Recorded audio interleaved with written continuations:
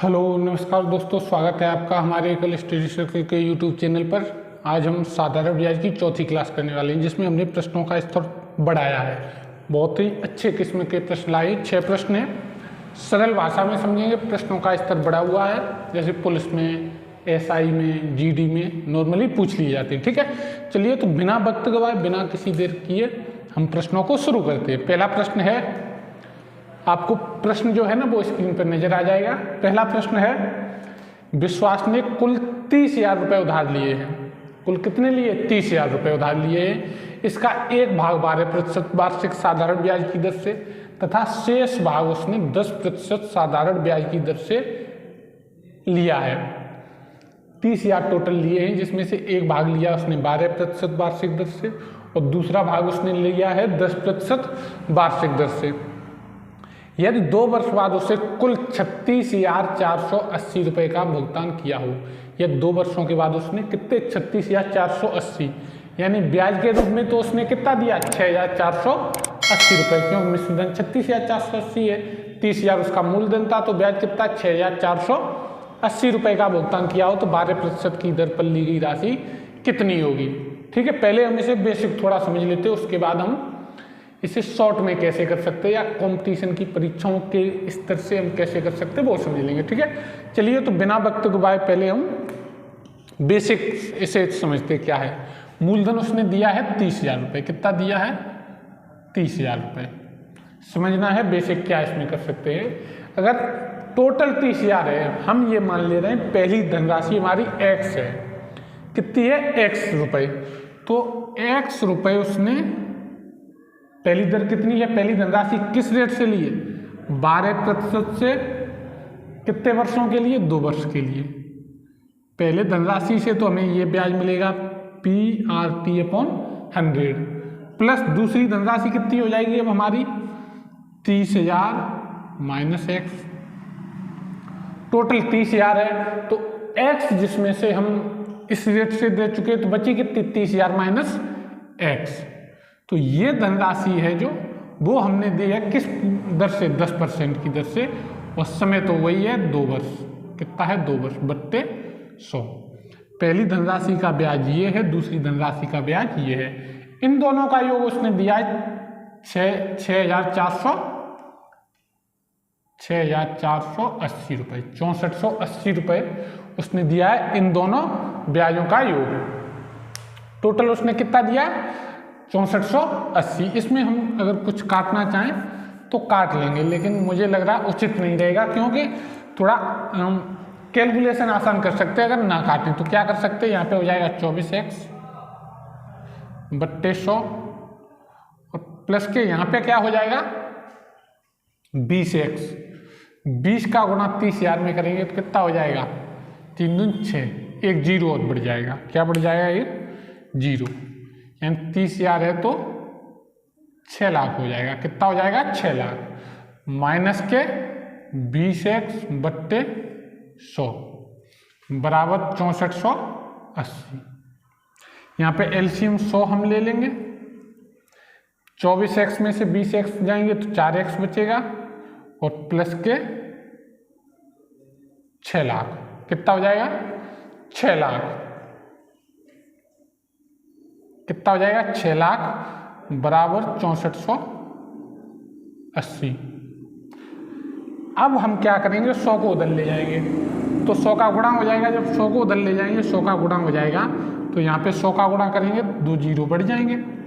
अब 6 लाख को उधर ले जाएंगे तो 6,48,000 में से 6 लाख कम हो जाएगा, तो कितना बचेगा? 4x बराबर कितना बचेगा? 48,000। तो x बराबर कितना बचेगा? 4 से काट दो, 12 बार कट जाएगा, यानी x की वैल्यू कितनी हो जाएगी? 12,000। यानी एक धनराशि जो है वो है 12,000।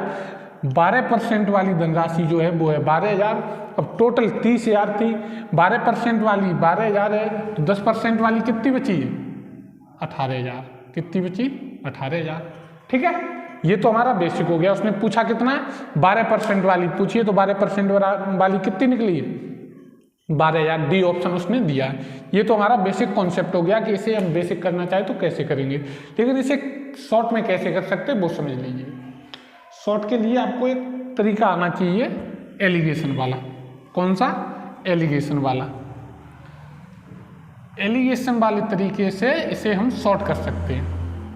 एलिगेशन का क्या फॉर्मूला आता है वो हम थोड़ा समझ लें, ठीक है। एक दर उसने दी है 10% की और एक दी है 12% की, दोनों उसने दरें दी हैं।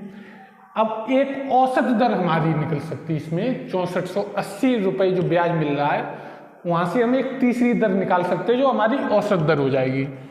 6480 से हमें ब्याज मिल रहा है, 6480 ब्याज मिल रहा है, तो यहाँ से हम दर निकालना चाहें तो क्या हो जाएगा? ब्याज को 100 से किया गुणा बट्टे, दो बातें बची, एक तो मूलधन बचा है 30,000 और एक बचा है समय 2 वर्ष, इनका दे देंगे भाग। तो यहाँ से क्या हो जाता है?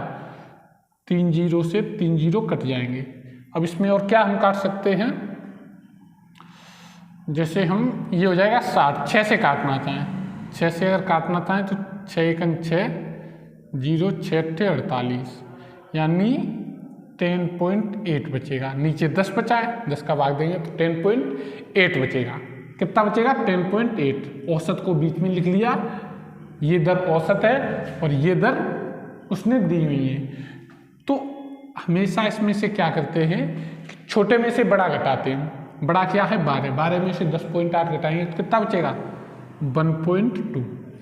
ऐसे ही 10 में से 10.8 में से अब 10 घटाएंगे तो कितना बचेगा? 0.8, यानी 0.8 बचेगा। 10% के नीचे 1.2 बचेगा और 12% के नीचे 0.8 बचेगा। तो अगर इसे हम अनुपात में बनाना चाहें तो क्या बन जाएगा? डेसिमल से डेसिमल कट जाएगा, 12:8, यानी 3:2। क्या बन जाएगा? 3:2। ये अनुपात जो हमारा बन गया वो बन गया ये धनराशियों का। 3:2 किसका अनुपात बन गया? धनराशियों का। यानी 10% वाली धनराशि होगी 3 के अनुपात में और 12% वाली होगी 2 के अनुपात में। 30,000 को इसी अनुपात में बांट देना है। 30,000 को 3:2 में बांटेंगे तो बट्टे 5 गुणा 2 गुणा 3। किसका पूछा? 12% वाले का, तो गुणा 2 हो जाएगा, 5 छक्के 30, यानी 12,000। कितनी हो जाएगी? 12,000। 5 छक्के 30, 6 30, 18,000 हो जाएगी। कौन सी? 10% वाली। 10% वाली हो जाएगी का भाग है 3 और 12% वाली का भाग है 2। तो कितनी हो जाएगी? 12% हो जाएगी, 12,000 हो जाएगी 12% वाली और 18,000 हो जाएगी 3% वाली। बेसिक तरीका बताया। इसमें एलिगेशन में क्या होता है? 2 दरें उसने दे रखी, तीसरी हमने औसत निकाल ली है, दोनों को आपस में से घटाया, तीनों को घटाया तो हमें अनुपात मिला। जो अनुपात बना उसी में हम धनराशि को बांट देते हैं, ठीक है। उम्मीद है समझ गए होंगे। एक ऑप्शन आपको दिया है 12,000, डी दिया है 12,000, वही आपका आंसर सही हो जाएगा, ठीक है। चलिए अगला प्रश्न देखते हैं। अगला प्रश्न है, कितने समय में 10,000 का साधारण ब्याज 6% वार्षिक दर से 450 रुपये हो जाएगा? 6% वार्षिक दर से 450 रुपये हो जाएगा। सरल सा प्रश्न है, लेकिन थोड़ी चीजें इसमें नई टाइप की हुई, इस उद्देश्य से डाला गया, ठीक है। तो उसने ब्याज दिया है 450, ब्याज को 100 से करेंगे गुणा, ब्याज को 100 से किया गुणा, 2 बातें बची उनका भाग दे दो। एक तो मूलधन बचा 10,000 और एक दर बची है 6%, इन दोनों का भाग दे दिया तो हमारा क्या निकल आएगा? समय। तो 3 जीरो से 3 जीरो कट जाएंगे यहाँ पे। अब क्या और कट सकता है इसमें? 5 से 5 दूनी 10, 5 में 45, 3 दूनी 6 और 3 त्रोक के 9, यानी 3/4। ये क्या निकला है? वर्ष के रूप में, क्योंकि दर हमारी प्रति वर्ष दी है तो ये हमारा समय भी वर्ष में निकलेगा। इनके अगर महीना बनाना चाहें तो 12 से हम कर देंगे गुणा, तो यानी 9 माह। कितना हो जाएगा? 9 माह समय लगेगा। 9 माह में वो 450 रुपये ब्याज दे देगा 10,000 की एक धनराशि, जिसकी दर कितनी हो? 6% की, ठीक है। कितनी हो? 6% की। तो यहाँ से हमने 9 माह निकाल लिया। समय निकला है 3/4 वर्ष, तो उनका महीना बनाया तो कितने बन गए? 9 माह, ठीक है। अगला प्रश्न देखते हैं। अगला प्रश्न कह रहा है, 7,000 रुपये की राशि में कुछ राशि 6% वार्षिक और शेष 4% वार्षिक की दर से उधार दी गई। यदि 5 वर्ष में दोनों राशियों से 1600 रुपये का ब्याज मिले तो 6% की प्रश्न जो पहला हमने करवाया उसी के टाइप के जैसा है, एलिगेशन लगा देंगे। कैसे लगाएंगे? एक है 6% और एक है 4%। औसत निकाल लेंगे। औसत कितना है? 1600 गुणे 100 बट्टे 7,000 गुणा समय कितना दिया? 5 वर्ष। तो 3 जीरो से 3 जीरो कट जाएंगे। 5 तो ये 15, 5 दूनी 10, तो 32/7 निकलेगी ये, 32/7। ठीक है। अब यहाँ पे समस्या ये हो सकती है कि यहाँ पे तो बट्टे में अनुपात बन गया, तो इसमें हम क्या कर सकते हैं? एक काम कर दे रहे हैं, बट्टे को हटाने के लिए हम 7 का गुणा कर दे रहे हैं प्रत्येक अनुपात में। ठीक है। तो यहाँ से 7 से 7 कट जाएगा, यहाँ पे 7 छंगे 42, यहाँ पे 7 चौके 28 और यहाँ पे हो जाएगा 32। अब कोई दिक्कत नहीं होगी। तो यहाँ बचेगा 4, यहाँ बचेगा 10, यानी 2:5। इसी अनुपात में बांट देंगे। किसे हम? मूलधन कितना है? 7,000 का। तो 6% वाला हो जाएगा 2,000 और 7% वाला हो जाएगा 5,000। कौन सा पूछा उसने? उसने पूछा है 6% वाला। तो 6% वाला कितना है? 2,000। तो वही हमारा ऑप्शन हो जाएगा। एलिगेशन बनाया, औसत हमने दर निकाली और उसके बाद जो भी हमारा आंसर आया, अनुपात 2:5 बना है, 2 का है 2,000 और 5 वाला हो जाएगा 5,000। ठीक है। चलिए अगला देखते हैं। अगला प्रश्न है, अगला प्रश्न उसने दिया है 8% साधारण वार्षिक ब्याज की दर से कोई राशि 3 वर्ष 3 माह में 819 रुपये हो जाती, तो मूल राशि कितनी है? 8% की दर से 3 वर्ष 3 माह में, 3 वर्ष का ब्याज कितना लगेगा? 8% लग रहा है 1 वर्ष का। कितने का लग रहा है? 1 वर्ष का। तो 3 वर्षों का कितना हो जाएगा? 3 का हो जाएगा 24%। 3 वर्षों का हो जाएगा 24%। अब 3 माह का ब्याज हमें और चाहिए। 1 वर्ष में लग रहा है 8%, यानी 12 माह में लग रहा है 8%। तो 3 माह में कितना लगेगा? 3 माह में कितना लगेगा? तो क्या करेंगे इसके लिए? 3 माह में निकालने के लिए क्या करेंगे? इसमें ये इसका कितने गुना है? 4 गुना है। ये इसका कितने गुना है? 4 गुना। तो यहाँ पे एक ऐसी संख्या लिख दो जिसका ये 4 गुना हो, जिसका ये 4 गुना हो। तो वही हमारा कितना हो जाएगा? 2%। या फिर क्या करेंगे? 3/12 सॉरी 8/12, 8% है 12 वर्ष के लिए, वो सॉरी 8% है 12 महीने के लिए।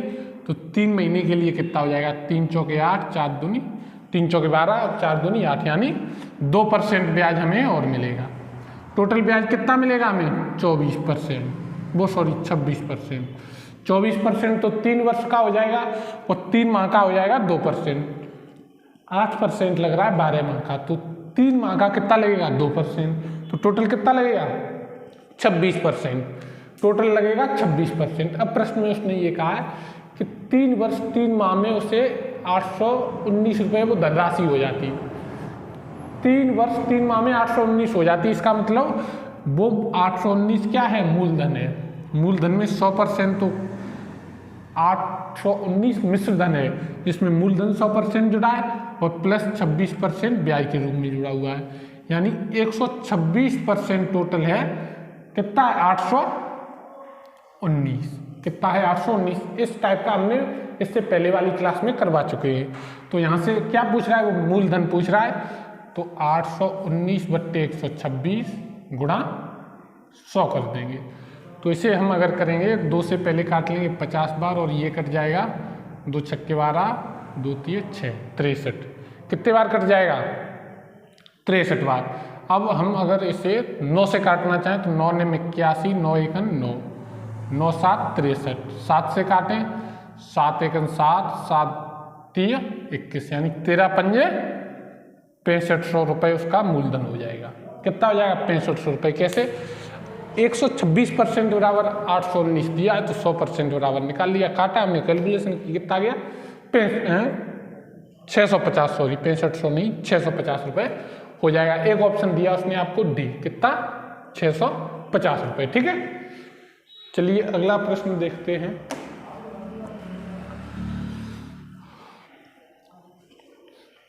अगला प्रश्न उसने दिया है, प्रश्न नंबर 5 है, साधारण ब्याज की किसी दर से कोई धनराशि 10 वर्ष में स्वयं की दोगुनी हो जाती, वह राशि स्वयं की तिगुनी होने में कितना समय लगेगी। सुनो प्रश्न को, उसने कहा है 10 वर्ष में कोई धनराशि स्वयं की दोगुनी हो जा रही है। इसका मतलब ये हुआ है कि अगर धनराशि 1 रुपये है तो कितनी हो जा रही है 2 रुपये। 1 रुपये धनराशि है तो 10 वर्षों में वो 2 रुपये हो गई। इसका मतलब ये हुआ कि ब्याज के रूप में उससे कितना मिला है 1 रुपये। ब्याज कितना मिला उसे 1 रुपये। धनराशि अगर 1 रुपये है, मूलधन है 1 रुपये, तो ब्याज 1 रुपये, तो 2 रुपये हो गई वो। ठीक है, कितने वर्षों में 2 वर्षों में। ब्याज हमें पता है 1 रुपये, मूलधन हमें पता है 1 रुपये, यहाँ से हमें समय भी पता है कितना 10 वर्ष, तो यहाँ से हम दर निकालना चाहें तो निकाल सकते हैं। एक तो तरीका ये हो जाएगा, दर निकाल लेंगे, उसके बाद हम उसे ब्याज के हिसाब से उसे कर लेंगे, यानी वो कह रहा है कि तिगुनी करनी है, तो अब दोबारा में हमें ब्याज कितना 2 रुपये चाहिए, तो समय पूछ रहा है। एक तो तरीका ये हो जाएगा। दूसरा तरीका क्या हो सकता है, 10 वर्षों में वो कितने रुपए ब्याज दे रही है 1 रुपये। 10 वर्षों में वो 1 रुपये ब्याज दे रही है, तो उसे ब्याज के रूप में कितना चाहिए 3 गुनी धनराशि हो जानी चाहिए। तो ब्याज कितना उसे चाहिए 2 रुपये, तभी तो 3 गुनी हो जाएगी। 10 वर्षों में 1 रुपया ब्याज दे रही है, तो 2 रुपये कितने वर्षों में देगी 20 वर्षों में।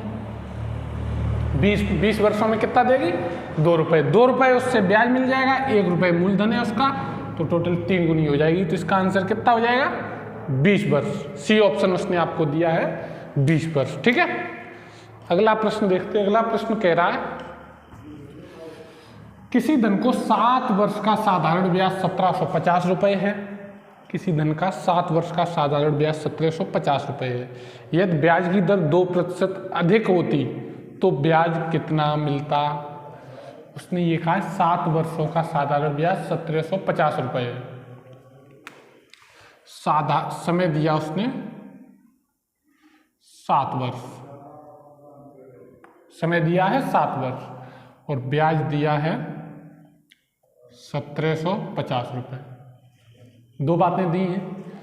एक तीसरी बात उसने कुछ दी है प्रश्न में, यदि ब्याज की दर 2% वार्षिक अधिक होती तो ब्याज कितना होता। प्रश्न में सिर्फ 2 बातें दे रहा है, जबकि हमने जो पहली क्लास थी उसमें आपको बताया था कि साधारण ब्याज में 4 बातें होती। कुल कितनी होती 4 बातें। 3 बातें वो डायरेक्ट इनडायरेक्ट रूप से दे देगा, एक पूछ लेगा। जबकि इस प्रश्न में क्या हुआ है कि उसने 2 बातें सिर्फ दी हैं, एक 7 वर्ष और एक ब्याज दिया है, समय दिया और ब्याज। तीसरी बात कोई भी ना ही उसने चर्चा की है और ना ही किसी भी तरह से दी है। ठीक है, तो इसका मतलब ये हुआ इस प्रश्न में हम इसका आंसर ज्ञात नहीं कर सकते हैं। इस प्रश्न का आंसर ज्ञात नहीं कर सकते। डी ऑप्शन आपको दिया है कि ज्ञात नहीं किया जा सकता। क्यों? क्योंकि उसने आंकड़े, एक इसमें अगर ऑप्शन ऐसा होता कि आंकड़े अधूरे हैं तो वो आपका सही हो जाता। ठीक है, लेकिन इसने ऑप्शन दिया है ज्ञात नहीं कर सकते, तो ये हमारा सही हो जाएगा। इसे ज्ञात नहीं कर सकते। क्यों नहीं कर सकते? क्योंकि इसने आंकड़े पूरे नहीं दिए, 2 ही आंकड़े दिए, देने चाहिए थे 3 आंकड़े। ठीक है, चलिए ठीक है, आज के लिए इतना ही रखते। 6 प्रश्न हो गए आज हमारे। एक क्लास और करेंगे कल हम, जिसमें इससे भी अच्छे प्रश्न लेके आएंगे। स्तर थोड़ा और अच्छा होगा। और कल हमारी साधारण ब्याज की अंतिम क्लास होगी। परसों से हम CI कंपाउंड इंटरेस्ट या चक्रवृद्धि ब्याज शुरू करेंगे। ठीक है, आज के लिए इतना ही रखते हैं। अगर आपको हमारा वीडियो पसंद आ रहा है तो वीडियो को लाइक करिए। अगर चैनल पर नए हो तो चैनल को सब्सक्राइब करिए, अपने मित्रों तक शेयर करिए। और किसी भी प्रकार का आप डिस्कशन करना चाहते हो, आप हमारा डिस्क्रिप्शन बॉक्स में हमने टेलीग्राम का लिंक दिया हुआ, उसे ज्वाइन कर लीजिए। वहाँ पे किसी भी प्रकार का किसी भी टॉपिक को लेके मैथ में क्वेश्चन डिस्कस करना चाहते हो तो आप वहाँ पे भेज दीजिए, हम आपको संतुष्ट करने का पूरा प्रयास करेंगे। ठीक है, मिलते हैं कल। जय हिंद, धन्यवाद।